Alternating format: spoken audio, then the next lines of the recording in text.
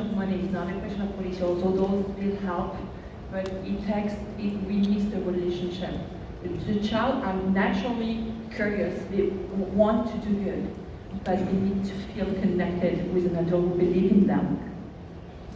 So I just wanted to ask candidates, Marla and Juan, you guys have a video, it's on Facebook, about the A+ plan that you guys are proposing. You mentioned funding per student, spent per student and building, and student achievement compared to Solon, but both say that you will do better, and we will. You speak about a plan, but there are not a lot of details about a plan. Can you be more specific about what type of plan you would put in place if you guys were elected to the board? Well, it's what I just said a few minutes ago. Basically, we don't have the plan made. What we think is important to do it is identify that there is truly, identify and realize and admit that we have a problem. That's the first thing. And then have the administration bring us a plan to solve that problem. We review it, we look at it, we discuss it, and either if it's a good plan, if it's cost effective, the board accepts it. If not, send it back and look and have them review and bring something else to us. I think, like I said, the most important thing is understand that we have a problem. Even though as great as Beachwood schools are, and we are great, we do have some deficiencies, and we need to address them. Thank you. Jillian? Just to respond to Marla, I'm not on the board, but everything about her A+ plan is what's currently what the standard of the board is and the administration and how it works. So just to go over that's what you do. That's exactly what the definition of a school board is and what the administration should do. Well, it's nothing new. That what you're saying is nothing new. Okay, well, then it's not working properly. And identifying the problem, we all agree. I think everyone can agree there is a problem. The school board, the administration is not saying there is not a problem. We're working on how to fix the problem. Good. I think to fix the problem, it has to go beyond the administration. We need to do what we've done with Diversity Matters, and we need a comprehensive strategic plan. We need to know where we're at before we can decide where we're going. And to do that, we need to talk to the people on the front lines. We need to talk to our teachers who are in the buildings, and we need to listen to their voice. And sometimes they feel that they don't have a voice. We need to listen to the parents, and we need everyone's input.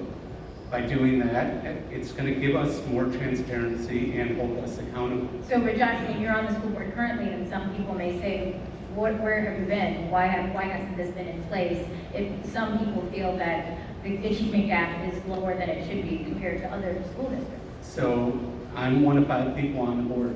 That's something that I've been pushing for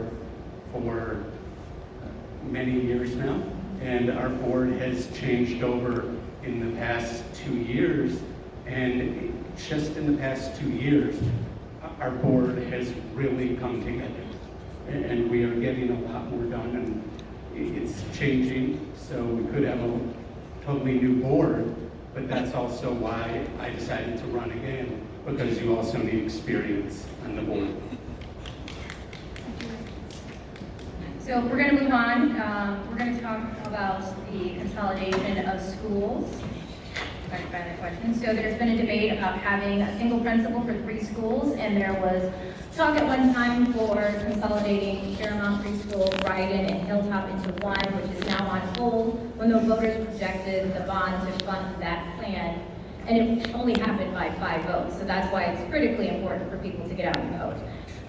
The Beachwood reported district leaders have delayed the consolidation indefinitely, but the issue still remains. So as a school board member, what would you do to address this issue of having a principal for 3 buildings? Go ahead, Tiffany. I'm so glad you brought this up because this is something that's been on my mind a lot. Karina and I started campaigning back in April. We've been knocking on people's doors since the last weekend in April, and almost without fail, the first thing out of most people's mouths is, how did you feel about that plan? How did you feel about consolidation? So it is still very much on people's minds. The fact is that we do have 2 aging elementary schools, and we need to find a solution for making usable Beachwood level space in those buildings. So this is something that is going to keep coming up until we've solved that problem. Now, as a former teacher and administrator myself, I very, very much prefer small schools. I'm not talking about class size, because you can accomplish a small class size in any size building. I'm talking about the actual community of your school. There is a lot of research out there talking about the social, emotional, and educational benefits of smaller schools. One thing that really honestly made my jaw drop was putting together 2 facts. One fact is that the district acknowledges and sees very clearly that there is an achievement gap. And the other fact is that after that realization, when we're trying to find solutions to the problems, the district eliminated the position of elementary school principal at Hilltop. And not only did they, have that principal leave, but they never replaced her. And they called it restructuring as if that was supposed to make it better. But the truth is, if you have children who are struggling, even if you have the easiest students in the world who all get everything right and understand everything, but especially if you have children who are struggling and children with very different needs from one another, you need leadership in every building. If you have ever been, to the orchestra or listened to live music, which we all have, you need a conductor, and that's what the principal has to do. I'll tell you something from working under various principals in lots of different districts myself. If your principal is not on the ball, your school will fall apart. Your school will fall apart. Now, if we were in a position where we had, a lead principal, and then we had, some schools will have like a vice principal or assistant principal in every school, I would feel better about that. But the fact is that for the whole this year and the last academic year, there have literally been hours every day, every single school day, in all of our schools where there is not a head present.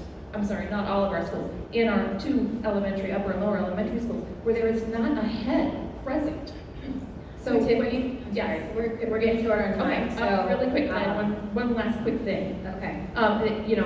If the principal's only job was just to coordinate taking the special ed teachers and putting them with the kids who need them throughout the day, the principal would be busy all day long for one building. But there is so much more that has to go into it, and we're really missing something important. I'm shocked, chagrined, and outraged. Honestly, it's unconscionable to take leadership out of the school when children are not performing to their potential.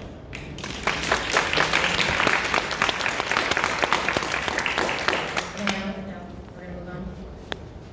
Okay. So, this is from the audience. There is an increased drug problem at both the middle school and high school. Students do not take the administration seriously when they know that the students are not being held accountable, and if